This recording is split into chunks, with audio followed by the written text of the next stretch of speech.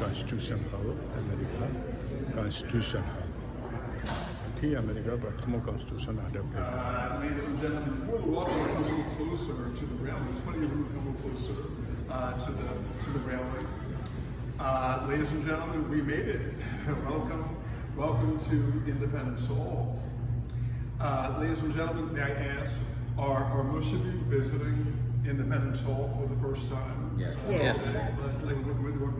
Welcome everyone to Independence Hall.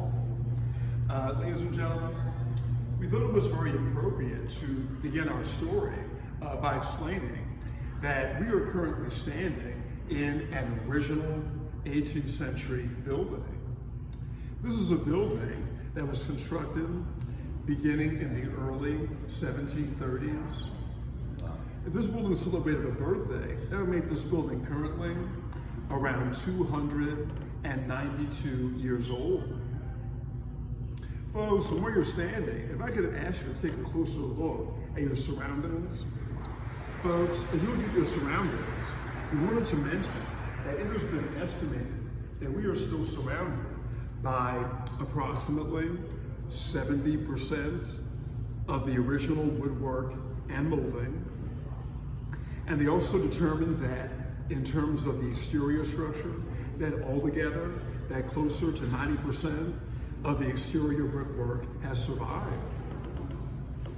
To our youngest visitors, may I ask, does everybody know what a nickname is? Some people given nicknames by their parents and by their families.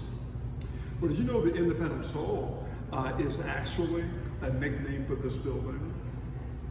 Keep in mind that to George Washington and Benjamin Franklin and Thomas Jefferson, among many founders, that when they walk the streets of Philadelphia, and they refer to this building not as Independence Hall, but as the Pennsylvania State House. The building served as the capital for the colony and eventually for the state of Pennsylvania. Ladies and gentlemen, if you don't mind taking a look at the evidence and the clues that is on display here, but looking at the evidence, would anyone like to guess what this particular room was used for? What are we currently standing in, folks? We're in a courthouse. Exactly. The Supreme Court of Pennsylvania officially functioned in this room. Now, folks, you can either agree or disagree with this. I would like to make an argument. I would like to argue that to the colonists, that the courtroom symbolized freedom, because under British rule, the colonists enjoyed some very special and very ancient rights. Ladies and gentlemen, may we trace these rights to a very famous document that was signed by a king on a field back in the year 1215. The Magna Carta, the Great Charter, erasing our privileges. Were you aware that under the Magna Carta that it said that nobody, that not even the king was above the law? Colonists in many ways viewed themselves as a very free and a very happy people under the protection of the British Empire. Now, folks, at the same time, and for good reasons, gradually over time, the colonists will begin to fear they were in danger of losing those cherished liberties and rights that they enjoyed as Englishmen. This was the result of the end of the French and Indian War, a world war between the two great powers of Europe, Great Britain and France. Folks, can I share with you an example? Here's an example, folks. Imagine being a colonist standing trial in this cage. And imagine being accused by this court of trying to smuggle tea into one of the 13 colonies. Now, wait a minute, fellow colonists. Why are you smuggling tea? Are you perhaps trying to avoid something? You're trying to avoid paying that tea tax, precisely. Or the problem, as opposed to being tried here in the colonies where the crime allegedly occurred, you ran the risk of being extradited to either Canada or Great Britain to be tried away from the alleged scene of the crime. Folks, you remember trial by jury? Well, at times, Parliament will suspend trial by jury and will replace it with a secret panel of judges to hear certain cases. And furthermore, folks, you're gathered in the place where the public was also allowed to gather, so the trials were ordinarily accessible to the public. And increasingly, the trials were taking place behind closed doors, away from the view of the public. Even they were losing their cherished rights and their cherished liberties as Englishmen. Ladies and gentlemen, may I ask, whenever people are unhappy or frustrated with what their government is doing, or the ways in which they can display or express their unhappiness, there might be one way to express your frustration or unhappiness with your government. There might be one way to do this. To vote. You can vote. Voting is a great way. You can vote. Voting is a great way to do it. You can vote. That's one way by voting. Was there another way? You can also protest. You can protest. So let's see, folks. They protested initially by writing letters and printing pamphlets. And there it went to petitioning the Parliament to respond to various complaints and concerns. And there it went to boycotting British goods that were entering the 13 colonies. Ladies and gentlemen, I almost forgot about this. Did anything famous occur in a harbor in Boston? The They Tea threw an Party. amazing tea party, the Boston Tea Party, and one of the Tea Parties, famous party, was a big protest, Boston Tea Party. And there was every protest on the part of the colonies, and the British often reacted by repealing the various acts. But despite this fact, the damage was already caused. Folks, without any further delay, we're going to take a pause just to allow time to complete photographs of the courtroom. When you're ready, let's meet across the hall. We're going to see our visit in the very room where they signed the Declaration of Independence and the Constitution. As you might think you came to see, let me take across the hall. We do our story, and we were in happiness. We're ready for you.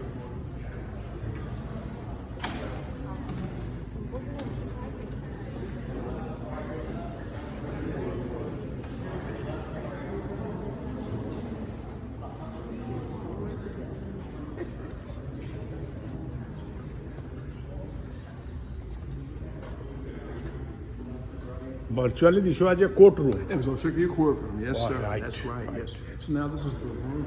This is Constitutional Hall. We call it Independence Hall. Oh, you are calling Independent Hall. Yes. Right. Although the Constitution was also adopted in this room. Yes. Right.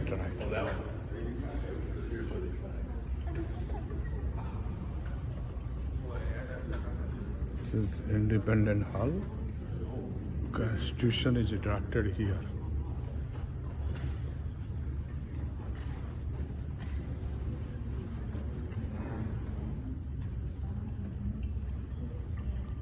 American Constitution was drafted here.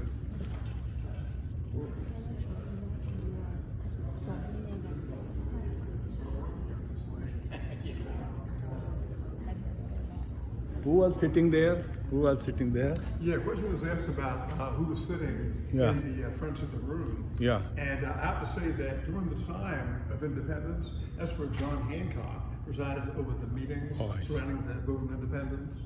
But when they returned 11 years later to draft the Constitution, it was from that very chair Oh, I where George Washington presided over the Constitutional Convention. That's the George Washington said during the debates surrounding the Constitutional Convention back in 1787. We call that chair a national treasure. It's by George Washington. Ladies and gentlemen, as you take photographs of the room, at the same time, we would like to express the honor and the great privilege of welcoming everyone to the birthplace of the United States. Today we are gathered in the actual room where they signed the Declaration of Independence, as well as the very same room where only 11 years later, during the summer of 1787, that a convention took place which produced the Constitution. Because of those events that took place, Fletcher referred to this room as the place where the United States was born. Ladies and gentlemen, as you count the number of tables that are arranged here, did anybody notice that for the first time at a meeting of all colonies assembled here, This is one of the first times where all colonies were physically present in one place. They met in the spring of 1775, they made their growing differences with the king and the British government, and they described themselves as members of the Second Continental Congress. Folks, may I show you something? Let me show you something, folks. I'm sorry. Thank you, sir. Thank you. Ladies and gentlemen, as famous delegates such as Benjamin Franklin and John Hancock, as well as the two cousins, both John and Sam Adams, were coming together, they were concerned that prior to their arrival, that shots were exchanged on a battlefield in Massachusetts. But those shots that were fired at Lexington and Concord, the shot heard around the world, the War for Independence officially began. Nonetheless, despite the fighting, the men who were gathered here continued meeting for an entire year before deciding to also write a document which could tell everyone the reasons behind the revolution. They refer to this document as the Declaration of Independence. Ladies and gentlemen, as you look more carefully at our copy, you notice how the author, Thomas Jefferson, provided an extensive list of grievances, complaints against the king. Maybe the most famous complaint was the complaint involving taxation without representation. Being taxed on the voice and coverage, which is complaint against the king, being represented taxation without representation. He even complained about the practice of housing British soldiers in the homes of the people without their permission. Ladies and gentlemen, to be truthful, to be honest, I suspect that no matter where we live, or that no matter where we come from, what we can all identify with as modern people today aren't those complaints that the colonists had about their king. I suspect what we can all relate to as people today is how Jefferson also argued some Enlightenment ideas about individual rights and self-determination. Folks, will you please help me finish the sentence? We hold these truths to be self-evident that all men are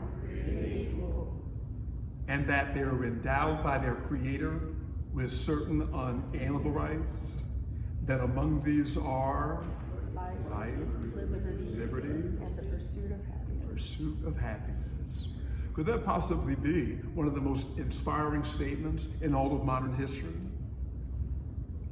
Folks, you ready for something radical? This is radical, folks. Folks, imagine this. Jefferson wrote these ideas during a time of kings and queens, a time of monarchy. During a time of kings, Jefferson had the audacity to argue in this document the radical idea that all governments derive their just powers from the consent of the people, the governed. So rather than have power come from some king and trickle down to the people, in this case, power begins with the people and trickles up to the top. Truly radical and revolutionary thought. Folks, if anybody in this room has ever been in school before, I have to warn you that this will sound very familiar. Folks, did you know that writing the Declaration of Independence was essentially Thomas Jefferson's homework? Now, being a student, Jefferson completed his homework, but what happens when you give your homework back to your teacher? The same thing happened to Thomas Jefferson. For 2 whole days, they could sit here and remain completely silent and watch. Well, these fellows get picked up their quills, and for 2 days, they carefully read Jefferson's homework line by line. Furthermore, they also critiqued Jefferson's own work. They also made over 80 corrections, 80 changes to Thomas Jefferson's own work. Ladies and gentlemen, did Thomas Jefferson appreciate that? Definitely not. And can I borrow his words? He later said that this Congress, that they mangled they're not pleased about those corrections. About those corrections, in July, country was born right here in Philadelphia. Ladies and gentlemen, members of Congress, delivering independence was obviously a major decision, but at the same time, we had to ultimately earn that independence. That involved fighting a war, which lasted for a total of 8 years. It was a very long and a very difficult struggle. And because in many ways, they were faced with an even greater challenge.